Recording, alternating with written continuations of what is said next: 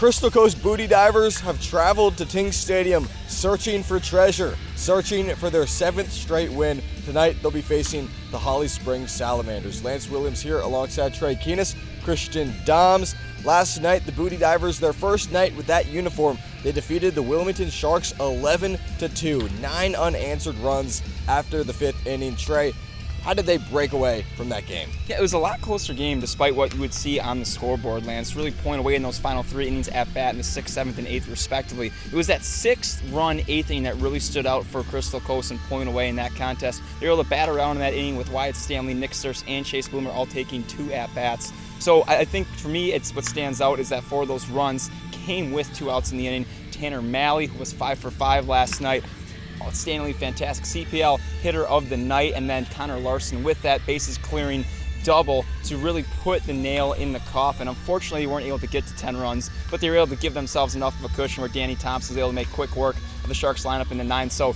quite frankly, to me, it's just this offense. You don't know when they're going to show up sometimes, but really when they do, it's dominant and it's fast and it's loud. And that 6-run 8th proved to be the case last night and really propelled those Booty Divers to find that chest and take care of that Chum Bucket Challenge in dominant fashion.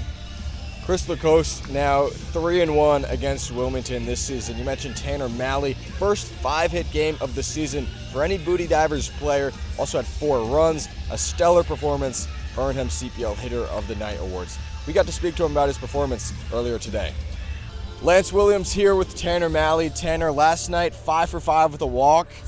What were you seeing at the plate? I just got pitches early in the count. I was telling Nate actually a couple of times, guy with a good slider, I got a fastball early, I'm swinging. Got into a hitting zone, put a barrel on it. Another time, 2 strikes, trying to put a ball in play, went my way. You've had a tremendous start to the season, batting .512. Last night you were the CPL Hitter of the Night. What does it mean to you getting that honor? I've never been 5 for 5 in my life, so it was pretty cool doing first time. Good to get to win, a little fireworks show. It was fun, I had fun last night.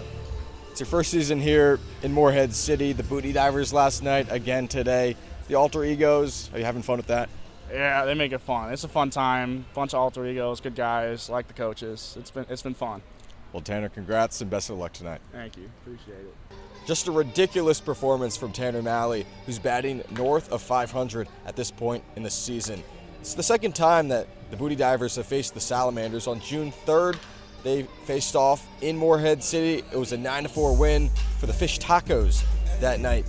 Christian, this is a pretty good Holly Springs team. They're 9-8 on the season. They are first in the CPL in home runs. They've got a good offense. What stands out about them?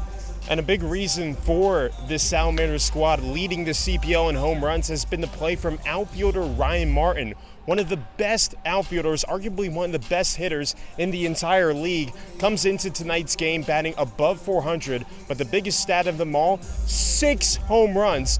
4 of them have came here at Ting Stadium. It's clear that Martin loves hitting here at the Salamanders home turf. One of the standout hitters in the entire CPL, and he's really going to be the main threat in the Salamanders lineup. Morehead City is going to have their work cut out for them against a really solid Salamanders offense. Very solid. Top 5 in batting average, on-base percentage, slugging, just an all-around good offensive unit. They'll be facing the Booty Divers starting pitcher Jackson Bergman, making his 4th overall appearance, 3rd start. Trey, what do you expect from the Indiana University commit? Yeah, you look at this guy and you really think it's been up and down for him this year.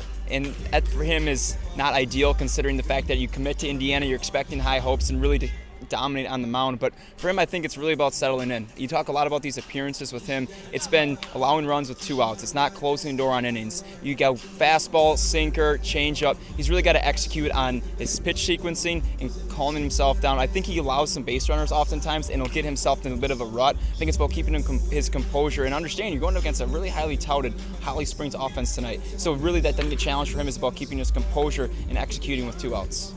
Jackson Bergman, you mentioned big pitch arsenal that he's looking to hone in on. First pitch at 6:30 from here in Ting Stadium in Holly Springs, North Carolina.